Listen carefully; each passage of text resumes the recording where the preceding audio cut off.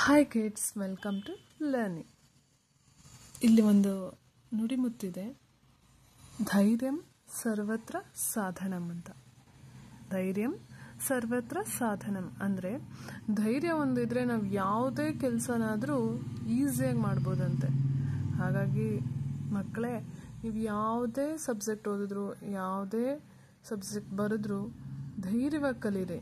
ಯಾವುದನ್ನು ಏನೇ ಸಾಧಿಸ್ಬೇಕು ಅಂದರೂ ಧೈರ್ಯ ಒಂದು ಇರಬೇಕು. ನನ್ನ ಕೈಲಿ ಆಗುತ್ತಾ ಆಗಲ್ವಾ ಅಂತ ಥಿಂಕ್ ಮಾಡಬೇಡಿ. ಧೈರ್ಯವಾಗಿ ಓದಿ ಬರೀರಿ. ಶ್ರದ್ಧೆಯಿಂದ ಓದಿದ್ರೆ ಯಾವುದೇ ಆದರೂ ತಲೆಗೆ ಹೋಗುತ್ತೆ, ಒಳ್ಳೆ ಮಾರ್ಕ್ಸ್ ತಗೊಳ್ಬೋದು.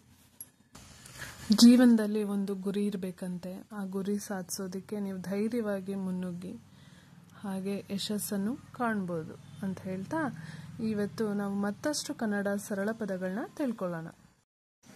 ಮೊದಲನೇದಾಗಿ ಧೈರ್ಯ, ಮಹಾಪ್ರಾಣ ಅಧ್ಯೆ 50 ಅಕ್ಷರ, ಹಾಗೆ ಯಾ ಬರೆದು ಅರ್ಕಾವತ್ ಬರಿಬೇಕು. ಇದನ್ನು ಇಂಗ್ಲಿಷ್ ಲೆಟರ್ಲಿ ಧಗೆ DH, ವೈ ಧೈ, ರ್ಯ RYA ಧೈರ್ಯ. ಇಂಗ್ಲಿಷ್ ಮೀನಿಂಗ್ ಏನಂದರೆ ಬ್ರೇವ್, BRAVE ಬ್ರೇವ್. ನೆಕ್ಸ್ಟ್ ಎರಡನೇದು ಹೆಮ್ಮೆ. ಇದು ಎ ಬರೆಯೋಷ್ಟಿಲ್ಲ, ಹ ಅಥವಾ ಹೇನೆ ಬರಿಬೇಕು. ಮಹಾಪ್ರಾಣ ಹ. ಮೇಗೆ ಒತ್ತಕ್ಷರ ಒತ್ತಿ ಹೇಳೋದ್ರಿಂದ ಮೇಗೆ ಮಾ ಒತ್ತಕ್ಷರ ಕೊಡಬೇಕು. ಇದನ್ನ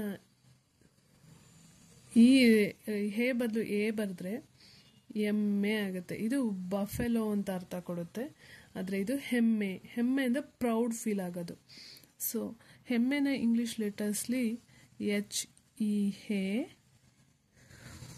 ಮೇ, MME ಹೆಮ್ಮೆ. ಹೆಮ್ಮೆ ಅಂದರೆ ಈಗಾಗಲೇ ಹೇಳಿರೋ ಹಾಗೆ ಪ್ರೌಡ್. ಇದು ಬಫೆಲೋ ಅಂತ ಅರ್ಥ ಕೊಡುತ್ತೆ.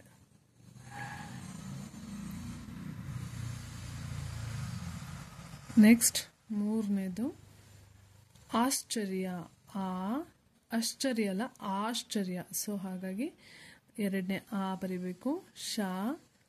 ಚ ಒತ್ತಕ್ಷರ ಆಶ್ಚರ್ಯ, ಯಾ ಬರೆದು ಅರ್ಕಾವತ್ತು. ಹಾಗೆಯೇ SH ಚ, CHA ಆಶ್ಚ, ರ್ಗೆ ಯಾ YA ಆಶ್ಚರ್ಯ. ನೆಕ್ಸ್ಟ್ ಫೋರ್ತ್ ಒನ್ ಪೈಪೋಟಿ. ಪೇ ಬರೆದು 50 ಅಕ್ಷರ, ಮತ್ತೆ ಪೋ ಬರೆದು ಟಾಗುಡಿಸು ಟಿ. ಆಶ್ಚರ್ಯ ಅಂದರೆ ಇಂಗ್ಲಿಷ್ ಮೀನಿಂಗ್ ಏನಂದರೆ ವಂಡರ್. ಪೈಪೋಟಿ ಬರೆದ್ವಲ್ವಾ. ಈಗ ಇಂಗ್ಲಿಷ್ ಲೆಟರ್ಸ್ಲಿ ಪೈ, PY, ಪೋ, PO, TI ಪೈಪೋಟಿ. ಪೈಪೋಟಿ ಅಂದರೆ ಕಾಂಪಿಟೇಷನ್. ನೀವು ಓದುವಾಗ ಕಾಂಪಿಟೇಷನ್ ಇಟ್ಕೊಂಡು ಓದಬೇಕು, ಆಗ ಒಳ್ಳೆ ಮಾರ್ಕ್ಸ್ ತೆಗಿಬೋದು. ನೆಕ್ಸ್ಟ್ ವರ್ಡ್ ಜಾಗೃತಿ. ಇಲ್ಲಿ ಗಾಗೆ ಒಟ್ರು ಸುಳ್ಳಿ ತಿ, ಜಾಗೃತಿ. ಜಿ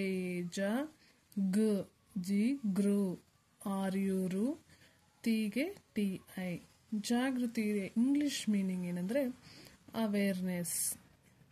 ಯಾವುದಾದ್ರು ಒಂದು ವಿಷಯದ ಬಗ್ಗೆ ನಾವು ತಿಳಿಸೋದನ್ನು ಅವೇರ್ನೆಸ್ ಅಂದರೆ ಜಾಗೃತಿ ಅಂತ ಹೇಳ್ತೀವಿ.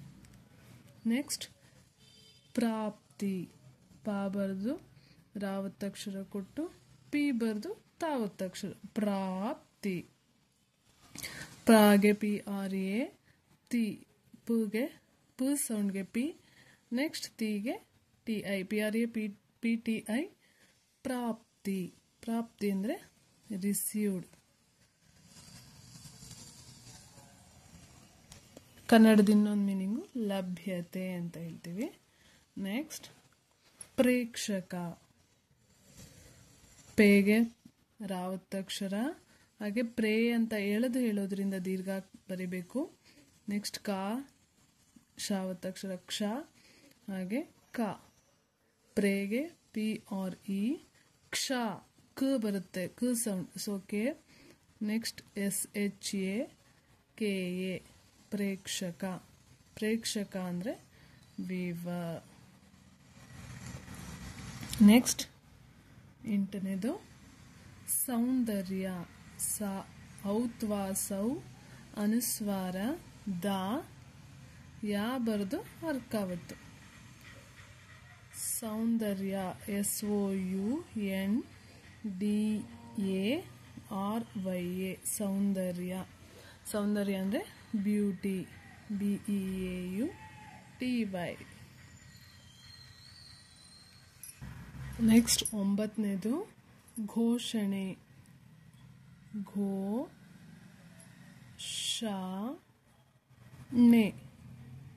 ಘೋಗೆ GHO ಘೋ ಶ SHANE. ಘೋಷಣೆ ಅಂದರೆ ಅನೌನ್ಸ್ಮೆಂಟ್. ಅನೌನ್ಸ್ಮೆಂಟ್ನ ನಾವು ಕನ್ನಡದಲ್ಲಿ ಘೋಷಣೆ ಅಂತ ಹೇಳ್ತೀವಿ. ನೆಕ್ಸ್ಟ್ 10ನೇದು ಸ್ವರಾಜ್ಯ. ಸಾ ಬರ್ದು ವಾವತ್ತಕ್ಷರ ಕೊಟ್ಟು ರಾನ ಇಳಿಸಿ ಜಾ ಬರ್ದು ಯಾವತ್ತಕ್ಷರ ಕೊಟ್ಟರೆ ಅದು ಸ್ವರಾಜ್ಯ ಆಗುತ್ತೆ. SWA ಸ್ವ RA ರ JYA ಜ ಸ್ವರಾಜ್ಯ. ಸ್ವರಾಜ್ಯ ಅಂದರೆ ಇಂಡಿಪೆಂಡೆಂಟ್ ಸ್ಟೇಟ್.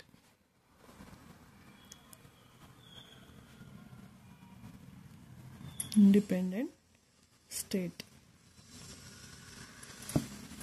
ನೀವು ಒಂದು ಘೋಷಣೆ ಕೇಳಿರ್ಬೋದು, ಸ್ವರಾಜ್ಯ ನನ್ನ ಜನ್ಮಸಿದ್ಧ ಹಕ್ಕು ಅಂತ. ಸ್ವರಾಜ್ಯ ಅಂದರೆ ಇಂಡಿಪೆಂಡೆಂಟ್ ಸ್ಟೇಟ್. ಈ ವಿಡಿಯೋ ನಿಮಗೆ ಇಷ್ಟ ಆಗಿದ್ರೆ ಲೈಕ್ ಮಾಡಿ, ಶೇರ್ ಮಾಡಿ, ಹಾಗೆ ಸಬ್ಸ್ಕ್ರೈಬ್ ಮಾಡಿ.